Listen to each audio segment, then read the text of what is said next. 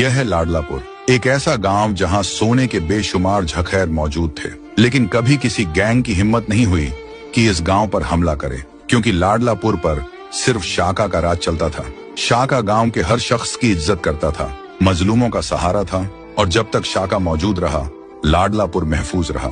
लेकिन एक खूनी लड़ाई के बाद अचानक शाका गायब हो गया। कई महीने गुजर गए, किसी ने शाका को दोबारा नहीं देखा। कोई कहता था शायद शाका मारा गया है, और कोई कहता शायद शाका जान बचाकर भाग गया होगा।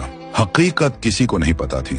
शाका के न होने का फायदा उठाते हुए चिड़ीलाल अपनी गैंग के साथ लाडलापुर पर हमला कर देता है। गांव जलने लगता है, घर तबाह कर दिए जाते हैं, गांव वालों को बेदर्दी से मारा जाता है। चिड़ीलाल का जुल्म इतना बढ़ जाता है कि लोग अपना गांव छोड़कर भागने लगते हैं, लेकिन जो भी भागते हुए पकड़ा जाता उसे जिंदा नहीं छोड़ा जाता। लाडलापुर पर कब्जा करने के बाद चिड़ीलाल सोने की स्मगलिंग शुरू कर देता है, और फिर उसकी नजर पड़ती है गांव की सबसे खूबसूरत लड़की शबनम पर, जिससे शाका बेपनाह प्यार करता था। चिड़ीलाल शबनम को धमकी देता है, अगर तू मुझसे शादी नहीं करेगी तो मैं तुझे जान से मार दूंगा।